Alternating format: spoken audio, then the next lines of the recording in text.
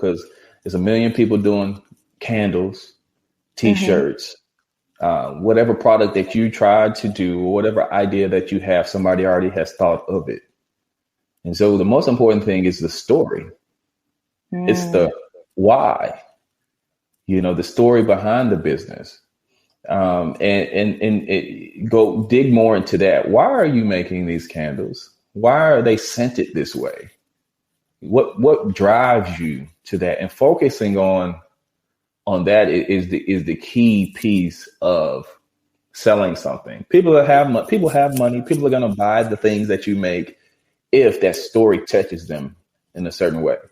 And so I think people just need to spend more time into the why they are doing what they're doing, and understanding that, connecting with people and serving people is what's going to get you to your success. You're listening to the Black to Business podcast, an educational podcast providing Black entrepreneurs with the tools and resources to start and grow their businesses.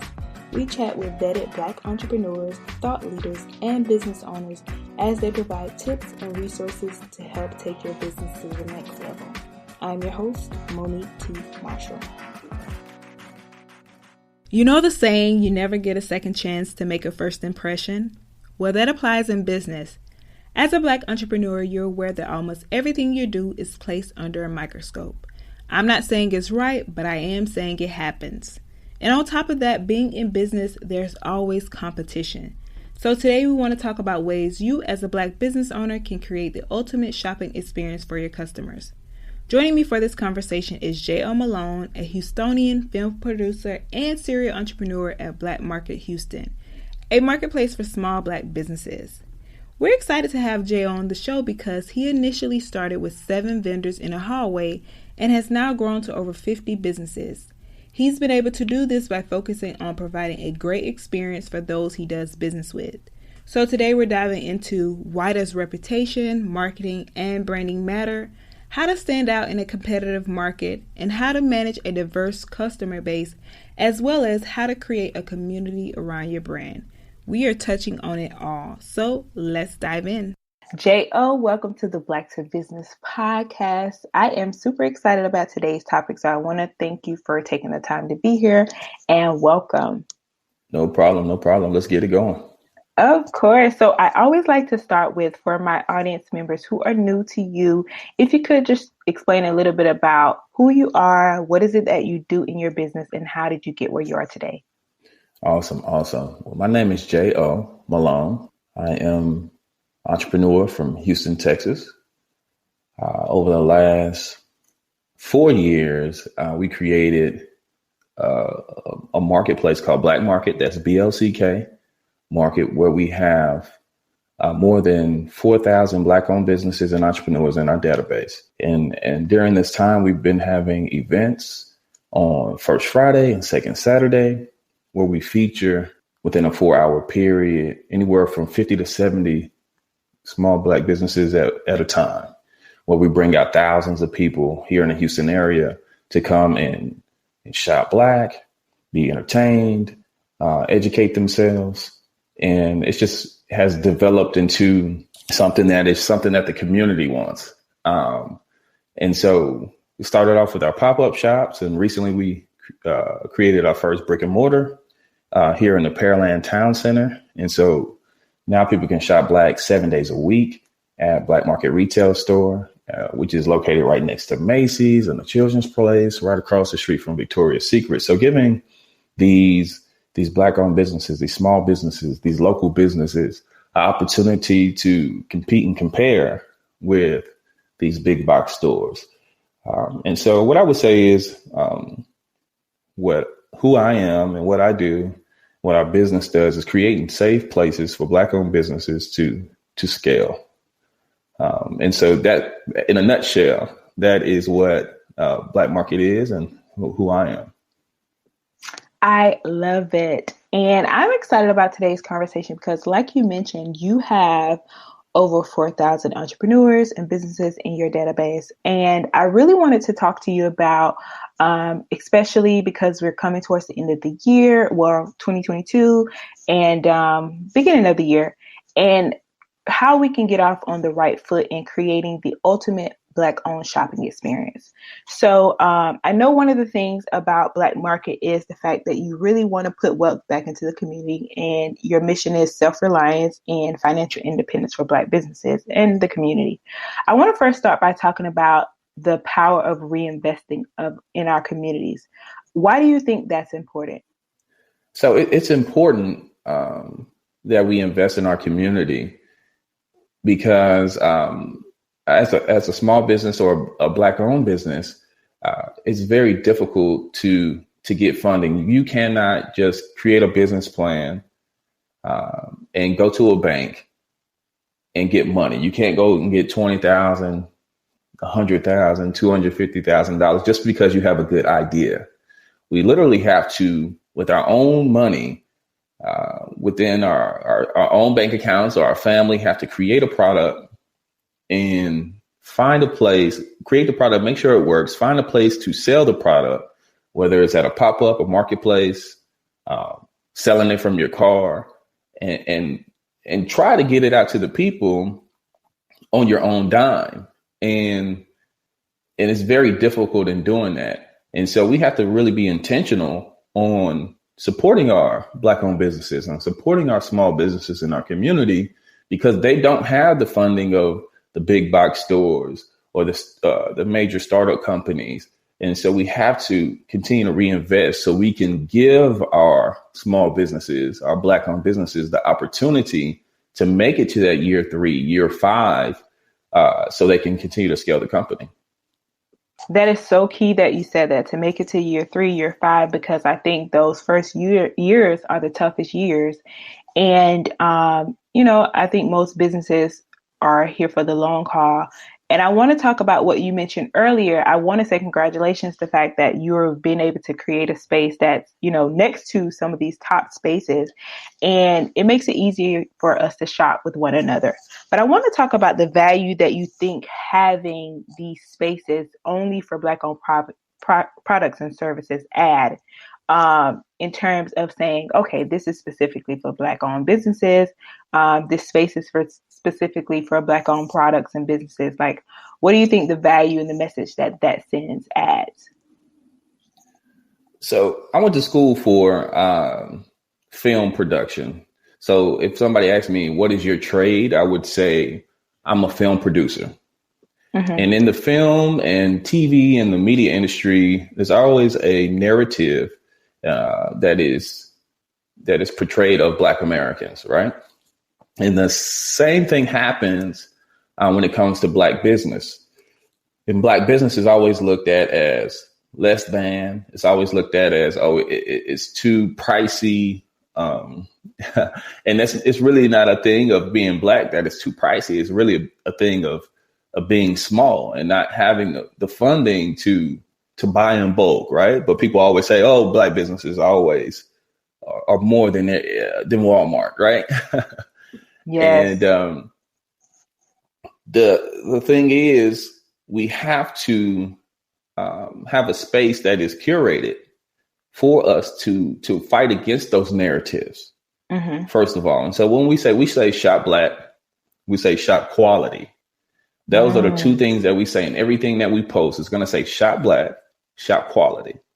And so it's important for us to not only have a space for Black Americans to feel comfortable, one, but a place where Black Americans can be proud of, where they can support their community.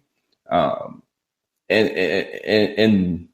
the whole American dream is to make money, to start in one place, to start at zero or start at nothing, mm-hmm. And then to turn your family or turn that company into a multi-million-dollar company. And it's important to have safe spaces for Black Americans so they can have these opportunities. If I'm listening to the media, and the media tells me that we are less than, and every time something happens in the media, we are always the minority group that is getting the short end of the stick. And so why not create a space where we focus on Black Americans to be great in business in America, where we live in this capitalistic society, right? So we have to have these places so we can do better and contribute to our community. Yes. And I think that's a great message. And like you mentioned, like if you're for film, people know that you're for this and they know that you stand by and you raise your hand and say, I'm representing the community. One of the things I want to talk about is, like I mentioned earlier, your focus on encouraging self-reliance and financial independence. So for those businesses who take advantage of your services, how are you encouraging them self-reliance? Maybe it's something that it's not at the front of their mind. So how are you encouraging them and educating them on the fact, okay, be self-reliant, have financial independence. What you're doing is so important because. And so I would say that is one of the hardest things. I don't think you can do business by yourself, right? When you think about the black market, when we started this in July of 2017, you know, it was me and some creatives, right? And the creatives fall off. But then you have to, I made the first 1,500 posts on our Instagram page. But now in 2021, I have a social media person, a marketing team, a PR firm, event managers. And so you have to delegate. You can't do this all by yourself when you're talking about growing and scaling. Right. Your baby has to grow up, and people, you have to trust people to understand the culture and to be able to make decisions and know as a boss that you're going to back them on the decisions that they make. But you always are there to make sure that things are in line with what the mission is and what the vision is for the company. When people come to us, usually it's because they do need help, right? Whether it's, like I said, a scalability problem, whether it's, I don't want to pay $5,000, $8,000 to be in my own brick and mortar. I'd rather be within a community of 4,000 businesses that can all feed off of each other. Whether it's in retail or online, it's like we need help in some type of area. Right. And so I think as a business, in these small businesses, you're always seeking for help. And we want them to learn from the system. We want them to go through the hard part with us before they get to a Target and before they get to a Walmart, before they get into the stores, big box stores that they want to get to as a wholesale vendor. We want to have those tough conversations with our community. And I think I'd rather them have that conversation with us than going to Target and getting shut down and not understanding why. Right. And so a lot of times I see myself and our team telling our vendors, our business owners, that is not how it's done. You wouldn't do that at Walmart. You wouldn't do that at Target. So let's not do it here. We have a standard that we have to meet, and we have to prepare you for that. And I don't care if you're mad at me, but this is good business. And so we feel like we are setting a standard that people can emulate, people can be inspired by, and even if people are upset, we know as Black Americans that we just can't cut corners. We can't shortcut. We have to do things in an elite way. That's what got us here. And so it's that teaching part of it. And then I think kind of what the question is about is just like being able to do it, on your own in the business. But in reality, you're never on your own. In reality, you are employing yourself. You're employing your family, your friends. You're employing your community. And it takes all of those people to support the dream, the vision, the business to succeed. So it's one of those things where people, I think, going into it think, oh, I'm an entrepreneur, I can do whatever I want. But in reality, it's you have so much more responsibility.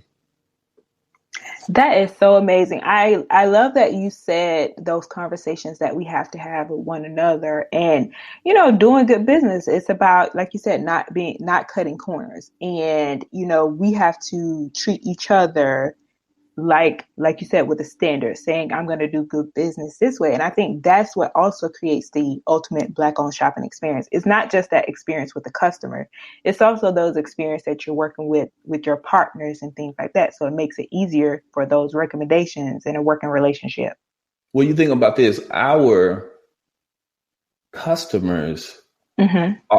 are our vendors, and our vendors are our customers. Yes. Because we are supporting small businesses. Mm-hmm. Who has a small business? Almost every person you know. Yeah. And so everybody has either a side hobby or a hustle, or they make candles, or they make T-shirts. Our customers are our vendors, and our vendors are our customers. And so you're taking everyday people and showing them how to be business owners in a world that we live in, where we didn't have the mentors, where we didn't have the life insurance policies to fund certain things. And we're really working from scratch. Mm-hmm. And so those hard conversations, people think that, oh, I see something online, I see something in social media, it happens so quick for this person and that person, but they don't see the work that it takes.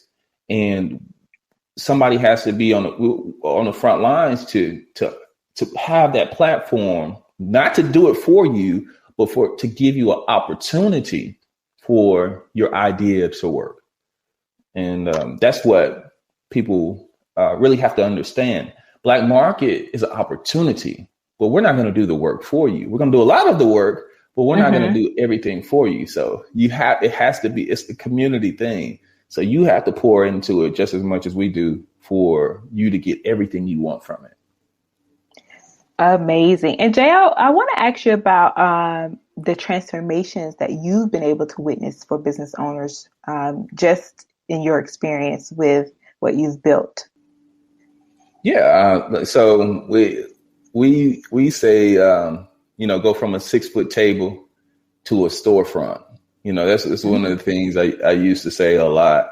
And now recently we've been able to provide that storefront for our businesses. But I think about the small things. So when a vendor is so our events are first Friday, second Saturday from 1 to 5 over the last 4 years.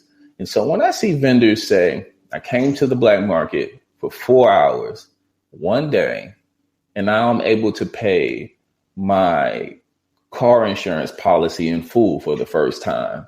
Wow. That's what keeps me going. Mm-hmm. Yes, that is good. And so I'm able to knock out all of these bills and still have something left over from a 4-hour event where my community, my people came and supported me. That's what I'm talking about. See, I think people think you put something together, you put a plan together, and all of a sudden you make $100,000. You're making 6 figures in the first year. But you have to have these stepping stones. You have to make sure that things are taken care of along the way. You can't skip any steps because you can't skip the IRS. Yes, you cannot. They will come knocking, whatever. So it's important for our vendors, whether they start at the pop-up or they start at the retail store, that they don't skip any steps, and that they're always open and willing to learn new things. Because as soon as I find somebody that says they know it all, I already know that the relationship will not last a long time, because that's not how I think. That's not how our employees think. That's not what our culture is. We're always open to learning new information every day to make us better. And And I lost your question. I'm sorry, but that No, I'm trying that's to give you great. the real life Yeah, stuff that's yeah. happening. Yeah, the transformations, and I think it Transformation. is true. Hmm. It is true because I think with social media, like you mentioned, and all of those things, is people want to. We've become big picture. Of course, it's great thinkers, and we want to be big picture doers, but we forget those small steps along the Right. way and those small wins. And I think that could lead to stress, anxiety, all those things for a leader because they're like, I'm not at this big place, but you're minimizing the work that you're doing every day, that you're able to, like you say, pay off that car insurance or do what you need to do to have those small wins. I'll give you some real examples because Give this it is to us. something about black market that I think Uh-huh. is different from a lot of businesses out here is that we're really in the streets, right? Okay. We have completed 35 events Wow. um, this year. So far, we still have one more left. So it'll be 36. We did after the pandemic, we did 20 events after the pandemic. So think about that. 56 events since they shut down the entire world. Okay. Mm-hmm. So we've been here while, everything was shut down. And being in Texas, of course, everything wasn't shut down. It's like Florida almost, right? So Yes, that is true. so we were able to get back to work, but we had to show people how to do it. We were the first ones back at it. We came back in June of 2020 after the world shut down, and we had sold out markets and everything. But I'll give you real life examples. We have a black-owned watch company called Incomparable. Mm-hmm. And he started with us maybe 2 or 3 years ago now.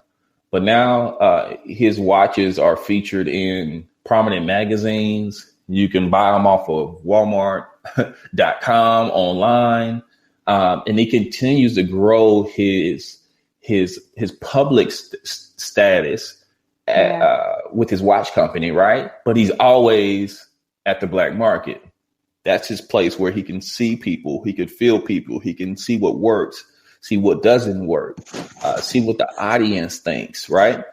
And so he's able to do those things. And then moving forward, he wants to be able to get in a retail store. But now if he can get into the retail store, we give him a platform. Now you can say, hey, I've been in retail, like I said, next to a Macy's, next to Victoria's Secrets. And these are my sales over the last 2-3 years. And now that gives you a better footing to be able to get into the top jewelry stores or your own brick and mortar, because you see what works and doesn't work. We're a for-profit company, but this black market is where you really get your start, especially in this area. It's where you get your leverage. We make sure we give you all the resources so you can have that transformation.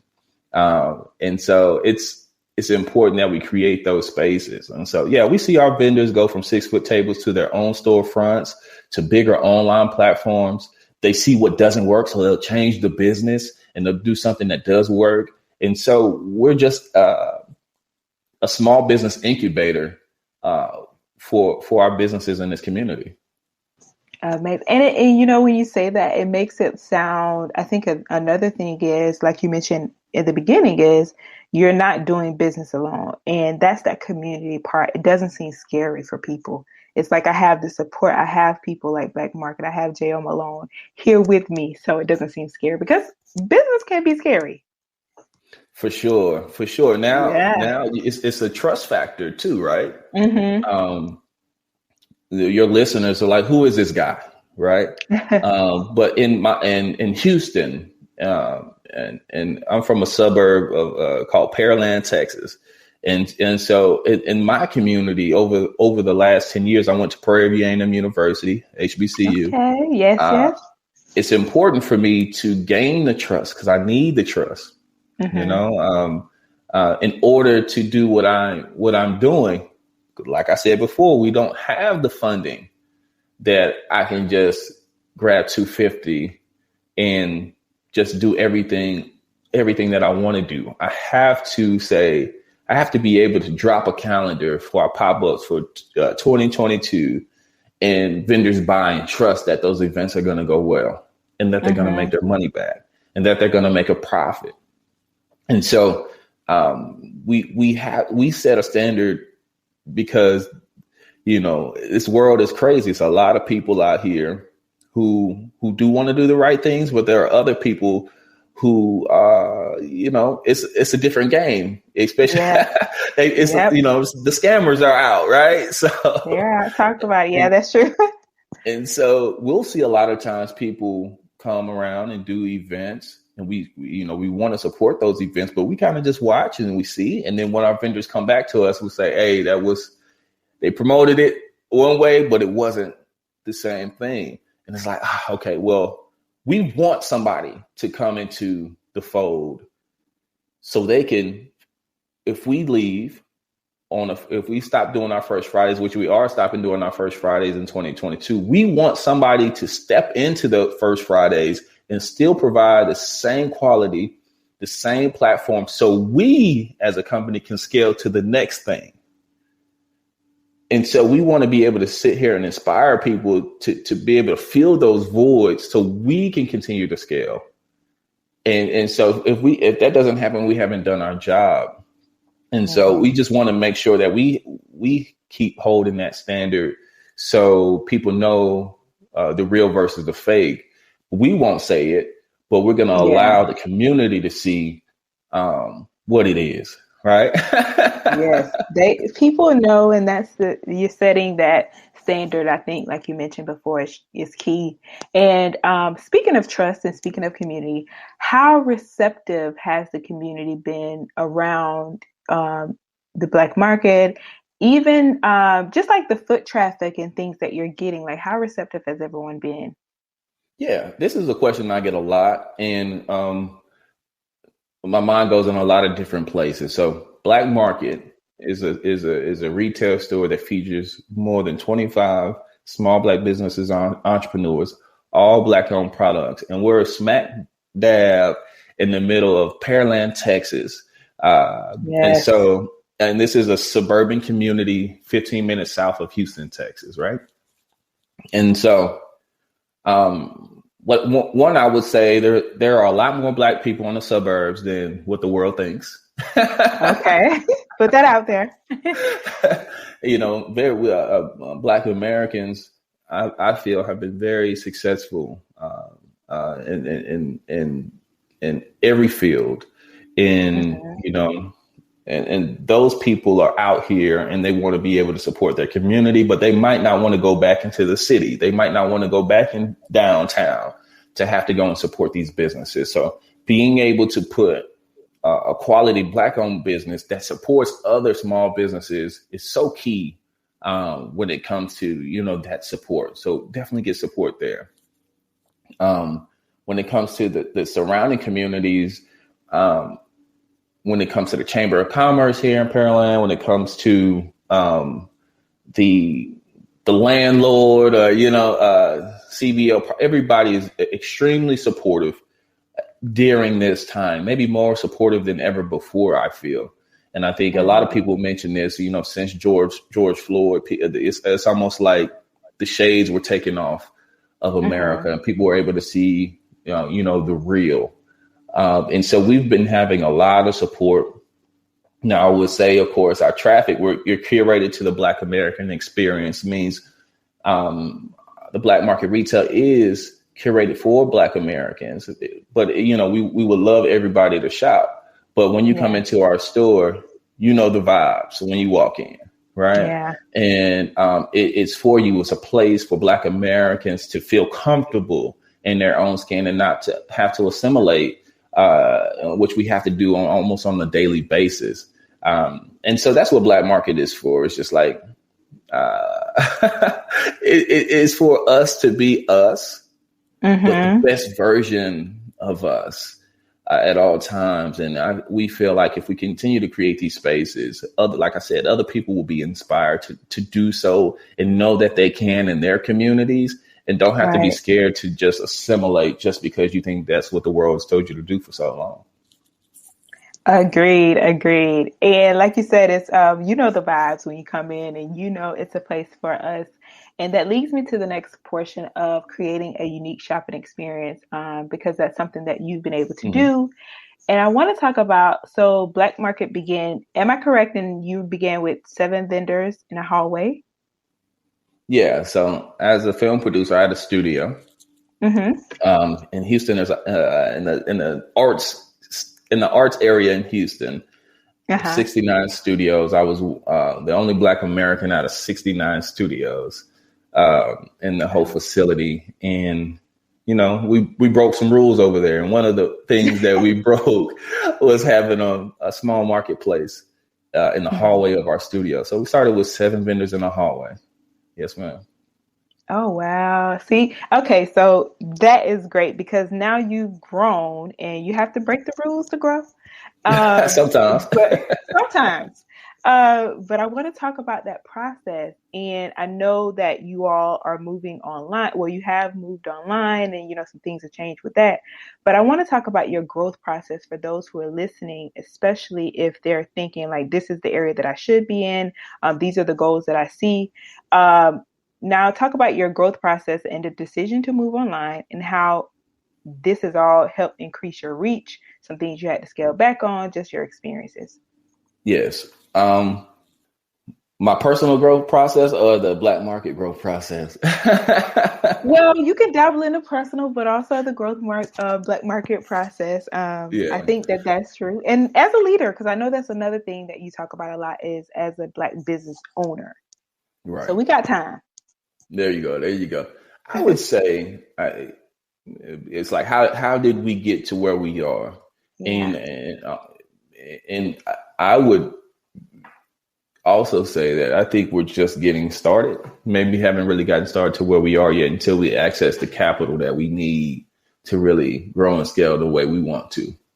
So I would say that, and I think that's coming down the pipeline very soon. Yes. But in order to have a business at this scale, at this level, you definitely have to have the trust of the community. And in order to do that, you have to build that trust through something.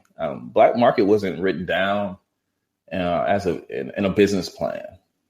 Um, like I said before, my trade is in film as a film producer.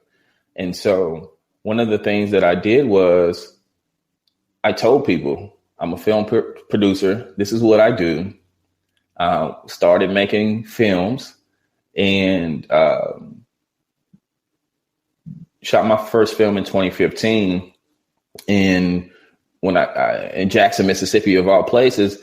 And when I came back, I said I can continue to do this on my own, or I can build a crew of people who look like me, understand my vision, so I can have a smoother process while making films, and help those people out so they can help me. Right. Right. And before I started the black market, I started an organization called the National Black Film Festival.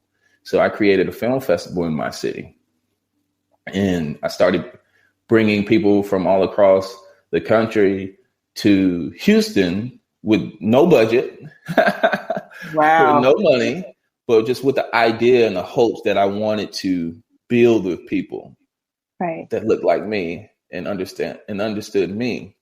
And so as I was building that company as a film producer, other companies started jumping out that I had never heard of before.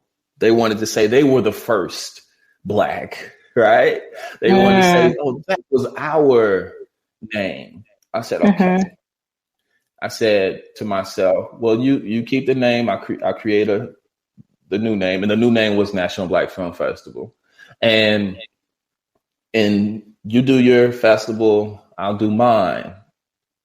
And we'll just keep it going, because I had to stay with my mission. My mission and my vision cannot change from outside people. And so we continue to do the festival. Our first year, we had a great festival. I literally did it in a hotel. It was a hotel called the Marquis Marriott in downtown Houston. Literally, they had the Super Bowl in Houston, and the second event was our film festival. Wow. And I ordered some indoor outdoor screens off of Amazon. So like you can, you project the screen, project the projector on the screens, and we played the videos from DVDs and thumb drives, and we show people's films on these screens. But we had a great panel. We had Willie D. We had a lot, like different people just trying to make it work. Right. And what we did was we had a great festival. We had a quality festival. We had our award show. And what happened was after that festival, people around the community said, "Hey, J.O., I heard about you. You're the guy who did the quality festival. You are the guy who did the festival the right way." Mm-hmm. And I said, "Oh, yeah, thanks for noticing. That's how we do business here."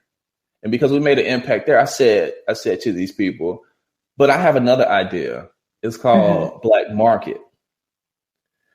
And they said, "Okay, well, we're listening." And once I got in the door, once I got the confirmation from the city and approval from the city, I let everybody else in instead of just myself. And that's where you see us supporting other small businesses now. So, because those people who were saying you did the Quality Film Festival were the people who were the founders and owners of the Black-owned museums in the Houston area. Uh-huh. And they opened up the doors for us to give an opportunity to other businesses to support these local businesses. And I tell that story because people always try to do like everything. Yeah. I'm a jack of all trades. I do this. I had to convince people I'm a film producer. I make films. So I'm staying in my lane in film when I create the festival. I earn my keep in that industry, but I use it for other people. Right. Yeah. And you stay with the same. I think it's another thing is that they know who you're for. Yeah. So you that target audience, they know who you're for. So you're that go-to person for this, and I trust him, like you said, the quality. So reputation is everything, because your name it'll go further than you. And so, being able to open the door and saying, I'm letting everybody in. I'm letting that same museum was called Houston Museum of African American Culture. Mr. John Guest, he let us in. I put 100 vendors in his museum. And if you go to the museum, it's not that big. Make a way. I put 100 vendors inside and outside the museum. And the same thing with the Buffalo Soldiers National Museum, where we currently are. I put more than 100 vendors in a 4-hour period in the museum, creating opportunities for these small businesses, to make it make sense, give us a place to go. I love that. And speaking of, putting these businesses in this space, what is your selection process for businesses for your space? So, of course, Black-owned businesses that are quality, and they serve, they feed a community. They're filling a void, right? I used to say it just got to be Black-owned, quality, and dope, right? But we do have a vendor process where you go online. We have our new vendor forms where people can fill out a form at BLCK People can go on and register. There's a vetting process on our back end. Well, once that is checked out, you'll receive an email saying you're accepted or not. And then you get sent a payment link, right? And you just have to kind of go through that process. And once you're in our database for our pop-up shops, you're in our database for our retail store and what we do online as well. Love it. I love that process. And I think another important question to ask, because it's about creating that ultimate experience. I'm sure that you get multiple businesses who may have similar lanes, similar niches. How do you see that businesses are able to be unique? And advice for those who are listening, who are trying to stand out in a crowded industry, because I know even you mentioned before that there are people who said, okay, I'm doing a black market, I'm doing something similar.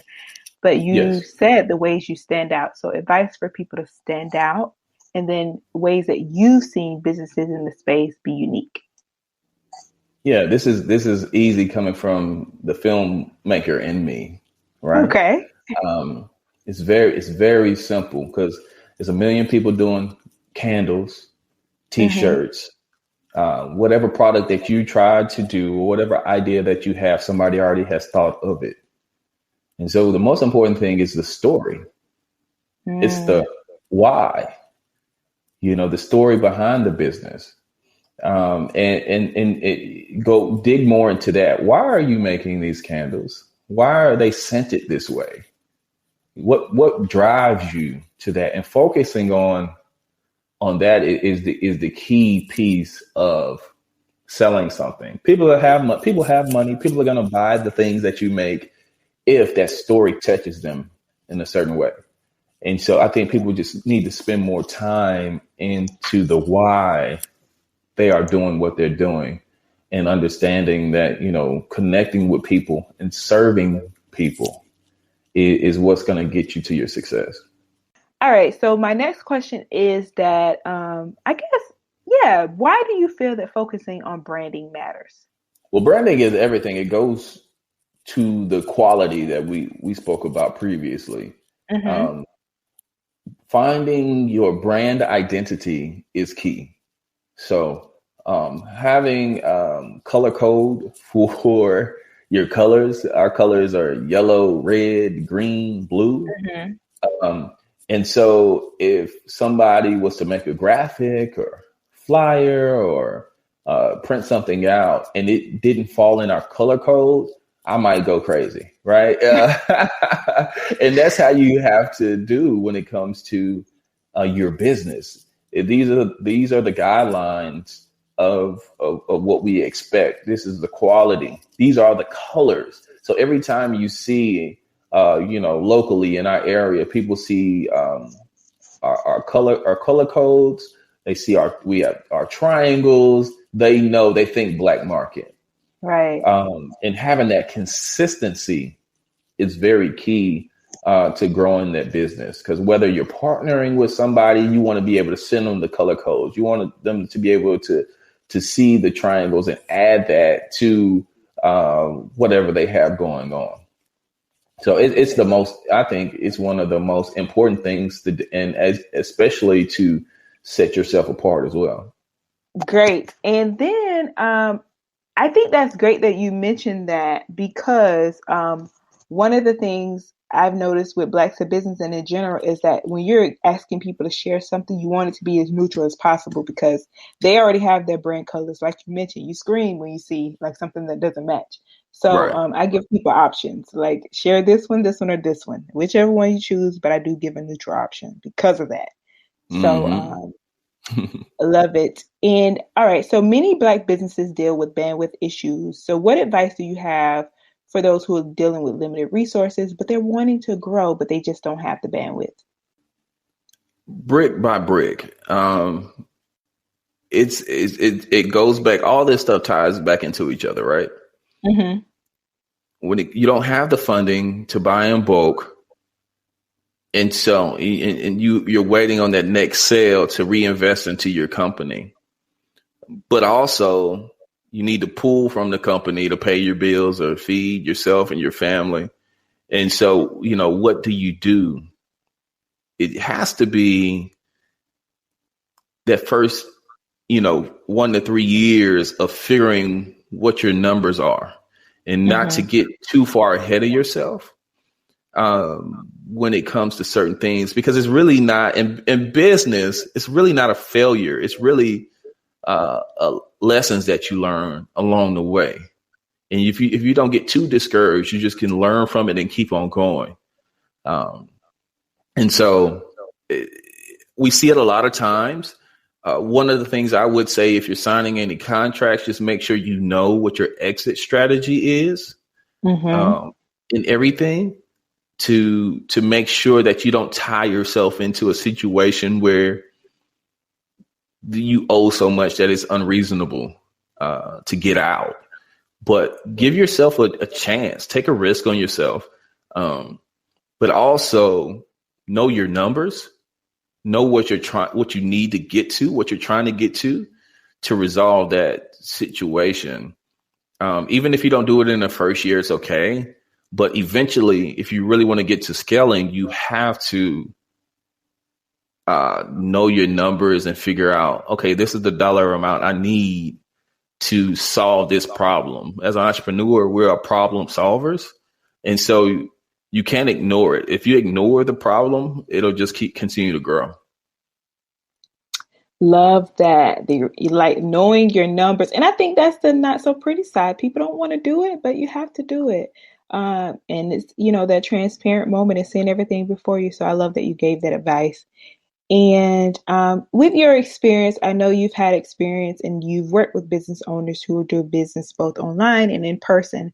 Which businesses would you say are the best fit for each model, and the pros and cons that you've seen of either way? The best and the worst, huh? What I would say is, more than anything, it's about your marketing. Because it's about either your marketing telling people to go in store or your marketing telling people to go online. But you have to create that brand recognition, that brand identity, that marketing, whether it's social media, radio, television,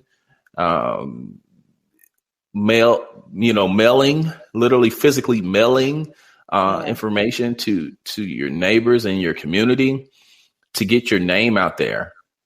People think just because you have a dope product that people are going to see it. Oh, it's dope. Everybody's going to love this.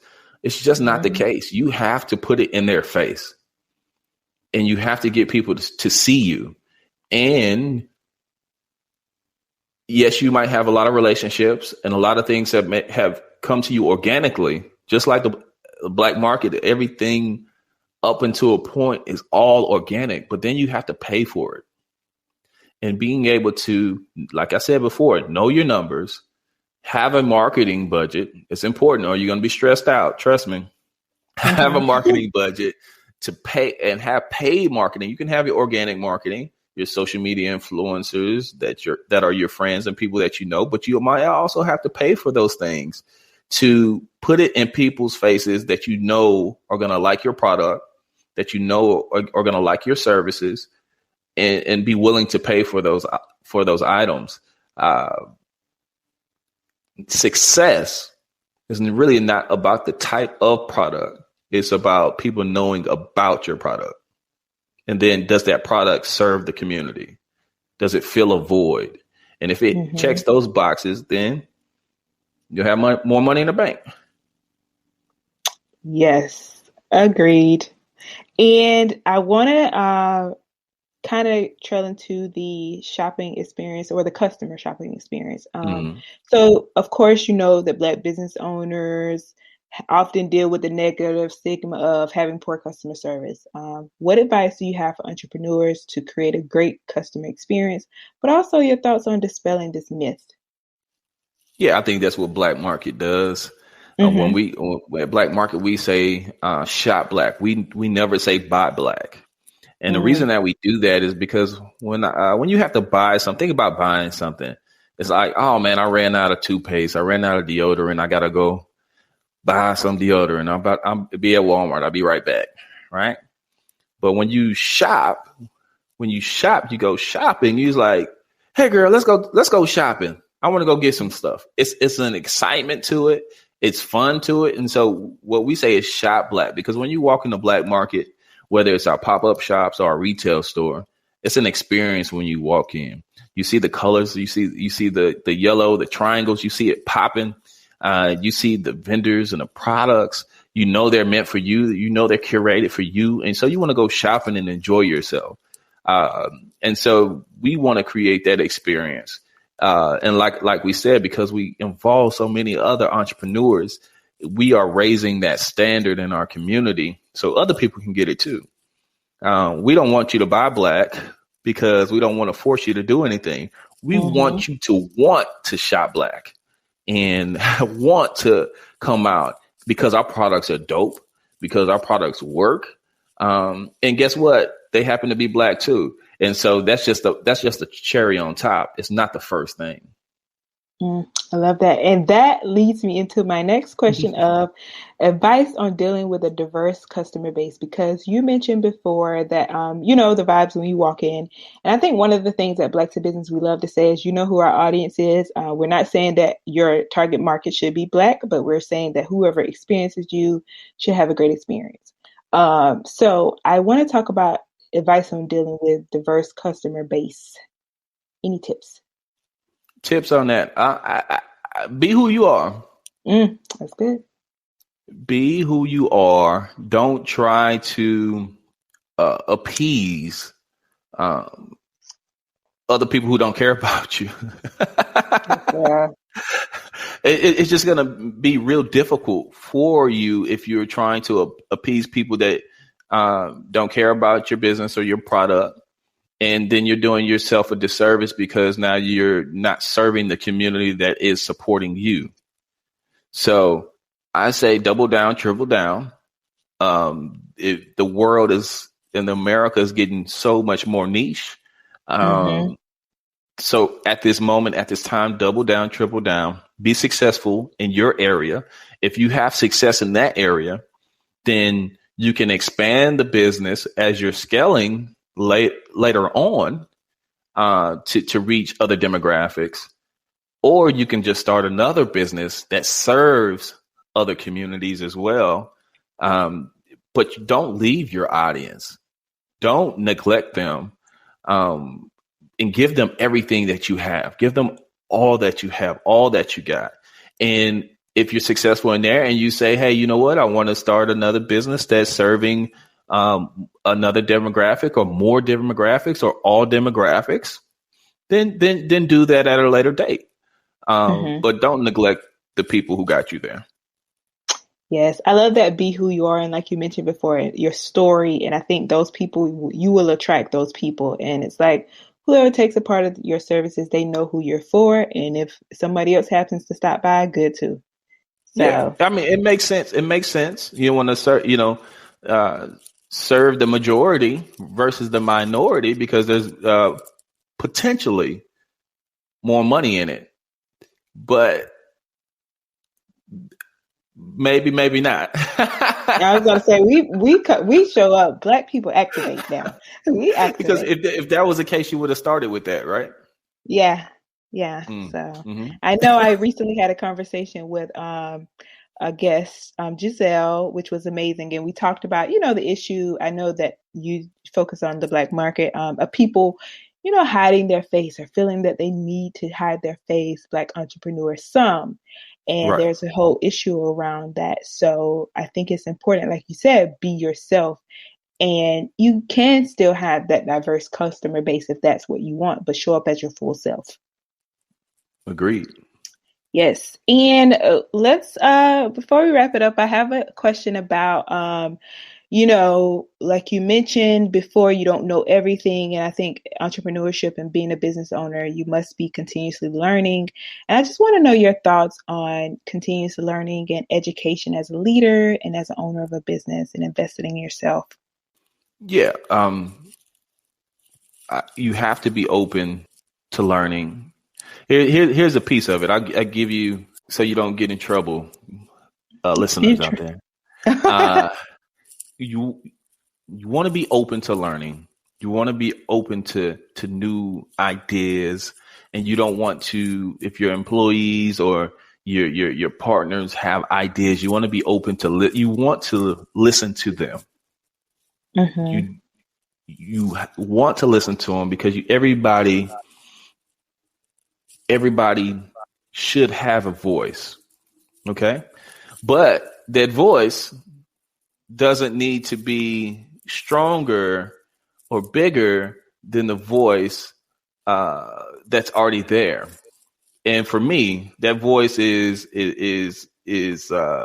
what God tells me to do. Right. God gave me and blessed me with the talents and the ideas. He gave me these ideas to do these things.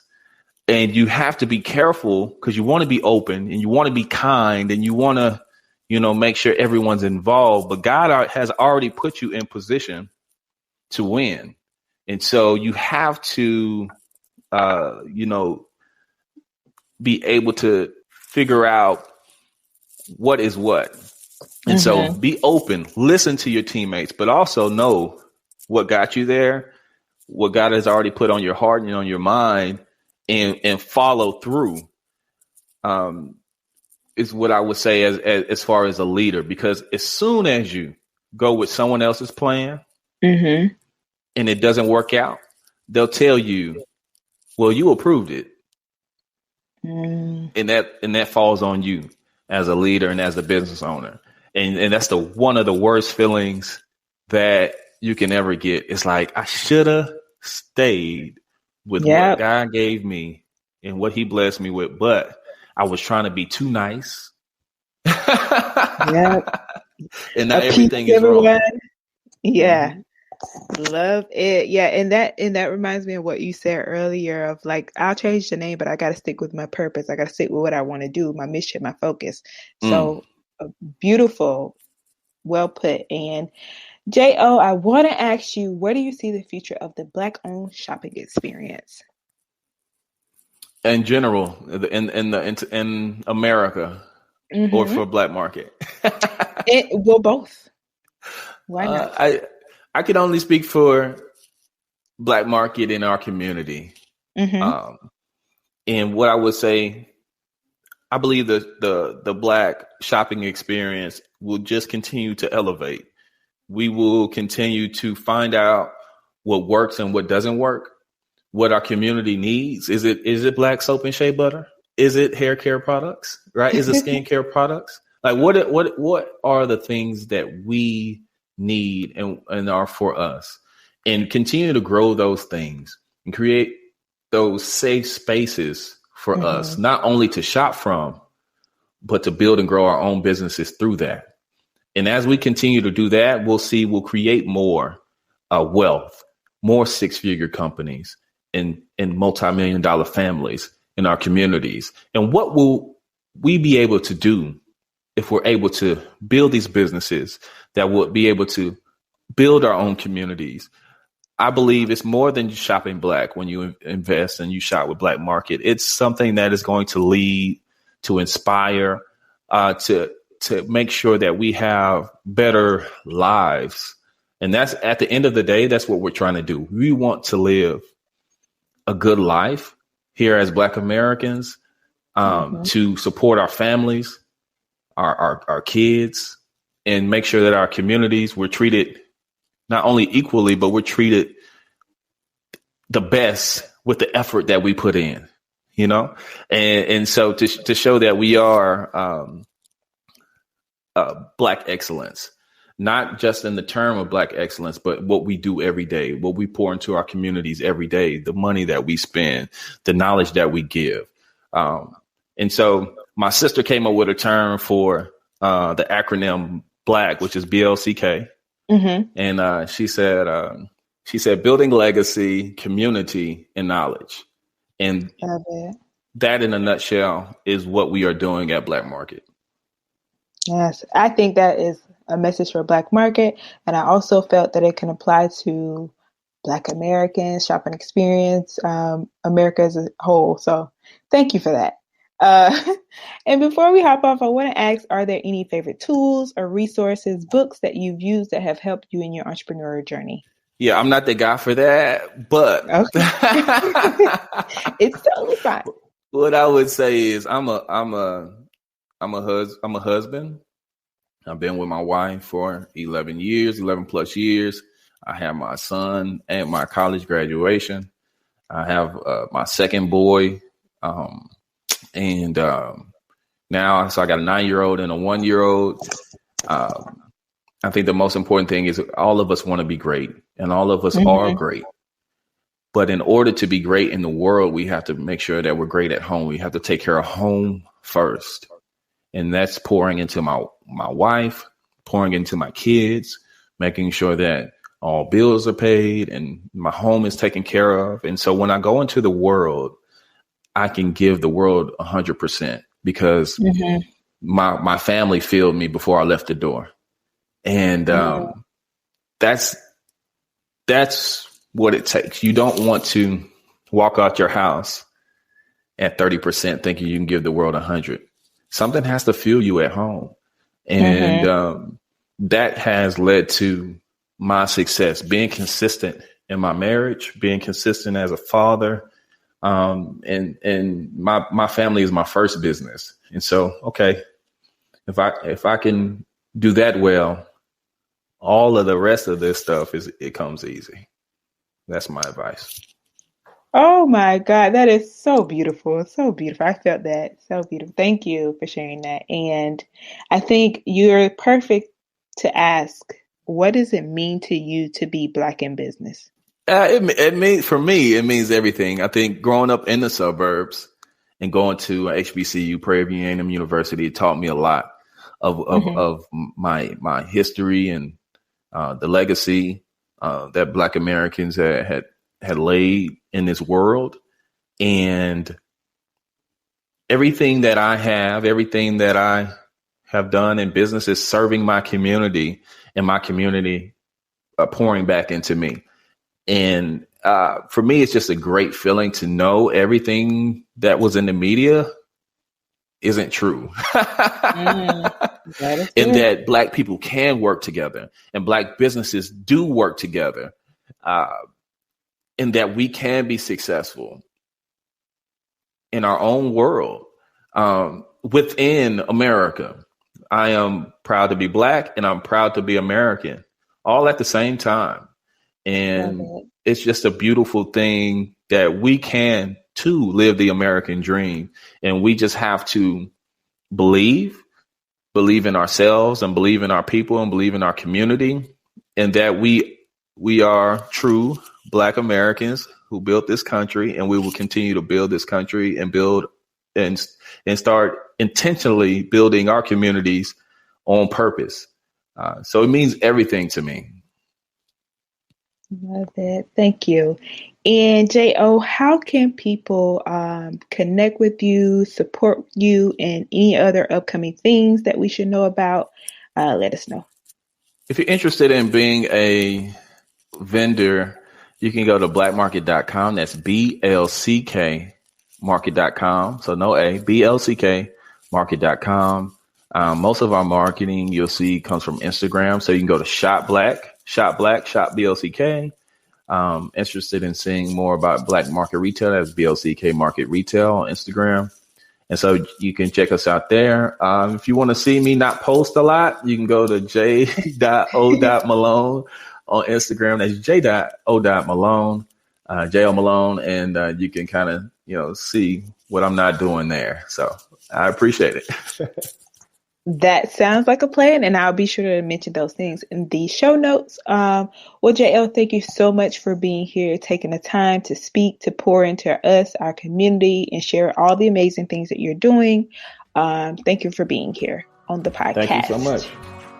So amazing, and such a lovely story.